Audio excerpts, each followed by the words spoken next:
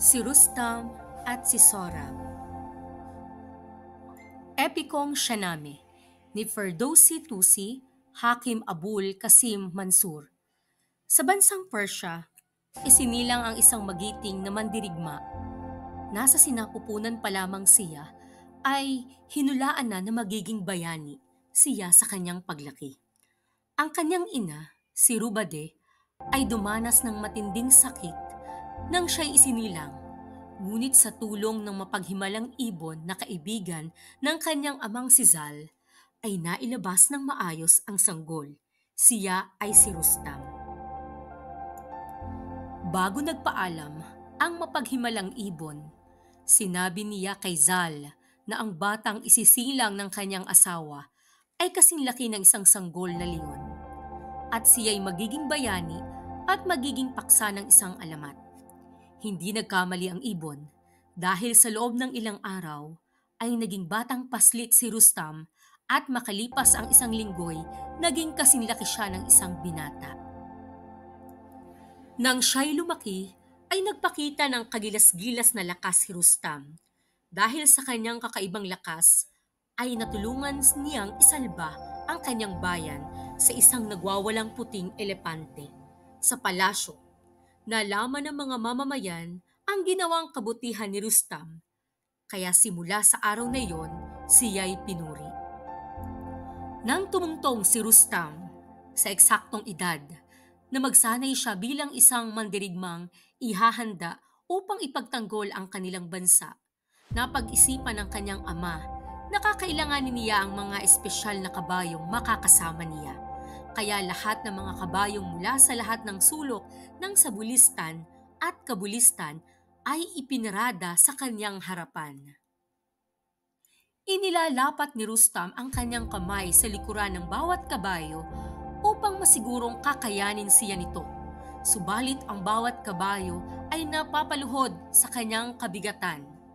Malapit na sanang mawala ng pag-asa si Rustam nang mapaghanap ng kabayo nang dumating ang pangkat ng kabayong dala ni Kabul.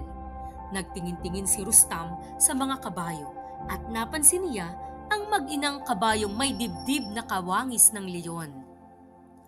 Nabanggit ni Kabul na naging mailap ang kabayong ito sa loob ng 3 taoy, wala pang nakakapagpaamo at nakasasakay sa kabayo. Hindi rin pinahihintulutan ng inahing kabayo ang sinumang nagbabalak na sumakay rito. Namangha si Rustam nang malaman niya kaagad niyang sinakyan ang tinutukoy na kabayo ni Kabul at pinatakbo. Nang bumalik si Rustam kasama ang kabayo'y puro papuri ang kanyang ibinigay sa kabayo at pinili niya ito. Tinawag na itong Rax. Simula sa araw na iyon, hindi naghiwalay ang dalawang matalik na magkaibigan. Nagsimula na ang paglalakbay, si Rustam kasama si Rax. Isang araw, buong hapong nangaso si Rustam sa lugar na malapit sa turan sa bayan ng Samangan. Nang makahuli siya, ay iniluto niya ito at kinain. Sa kanyang kabusugan at pagod, siya'y nakatulog habang si Rax ay kumakain ng damo. Dumaan ang isang pangkat ng mga sundalong Turanian at napagkasundo ang hulihin ang kabayo. Nakipaglaban si Rax, napatay niya ang isang sundalo. Niyapakan niya ang isa, ngunit sa huli nabigo siyang ipagtanggol. Kaya tinangay siya ng mga sundalong Turanian. Laking gulat ni Rustam na sa kanyang pagising ay wala na ang kanyang kabayo. Wala na si Rax. Galit at tulirong pinuntahan niya ang bayan ng Samangan upang humingi ng tulong sa hari sa paghahanap ng kanyang kabayo. Tinanggap siya ng hari at sumang-ayon na tutulong siya sa paghahanap sa nawawalang kabayo ni Rustam. Hinimok pa siya magpalipas ng gabi sa palasyo bago ipagpatuloy ang paghahanap. Hating gabi na nang namalayan na lamang ni Rustam na bumukas ang pinto ng silid na tinutulugan niya. Nagulat na lamang siya nang may nakita siyang 2 babaeng pumasok. Una, nakita niya ang isang nagsisilbi Matapos ay sumunod ang isang magandang binibini at siya'y nagpakilala na siya ang kaisa-isang anak na babae ng hari. Siya si Prinsesa Tamina. Nahulog ang loob ng dalawa sa isa't isa at nang gabing iyo'y napatunayan nila na sila'y nagmamahalan.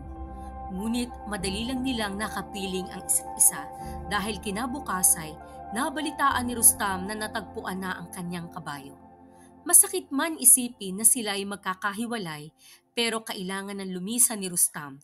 Naging mapait at tigib ng luha ang kanilang paghihiwalay. Parang pinagsakluban ng langit at lupa si Prinsesa Tamina. Lumipas na ang maraming buwan at hindi pa rin nagkita sina Rustam at Prinsesa Tamina. Di naglaoy na isilang si Sorab, ang anak na lalaki ni Rustam at Prinsesa Tamina. Lumaki ang bata na hindi kapiling ang ama. Nang sila'y binata na, naging isang matapang at magiting na mandirigma rin si Sorab, kagaya ng kanyang ama. Maraming taon na ang nakalipas at hindi pa rin alam ni Rustam na may anak sila ni Prinsesa Tamina hanggang sa araw ng isang trahedya. Sa unang pagkakataon ay nagkaharap ang mag-amang Sorab at Rustam sa isang digmaan. Sa umpisa'y hindi man lang naghinala si Rustam na maaring si Sorab ang kanyang anak, habang si Sorab ay kinukutubang maaring si Rustam ang kanyang ama. Patuloy pa ang kanilang labanan hanggang umabot sa punto na mag-agaw buhay si Sorab dahil nasaksak siya ni Rustam. Habang siya'y nakahandusay, ay nagbalik ang kanyang alaala na ang nagtulak sa kanya upang mapadpad sa lugar na iyon ay ang pagmamahal sa kanya ng kanyang ama. Iiwanan na sana ni Rustam si Sorab dahil malapit na siyang mawala ng buhay nang napansin niya ang isang pulseras na nakapulupot sa braso ni Sorab. Biglang naalala ni Rustam ang pulseras na ibinigay niya kay Prinsesa Tamina maraming taon na ang nakalipas. Hindi siya pwedeng magkamali. Sigurado siyang iyon talaga ang nag-iisang pulseras na ibinigay niya sa prinsesa nang sila'y magkahiwalay. Naisip niyang maaaring ito'y ibinigay ng prinsesa sa kanyang katunggali dahil ito ay ang kanyang anak, kaya agad niyang niyakap si Sorab. Nayanig ang buong mundo ni Rustam. Naramdaman niya ang lukso ng dugo, ngunit huli na ang lahat dahil hindi na humihinga si Sorab.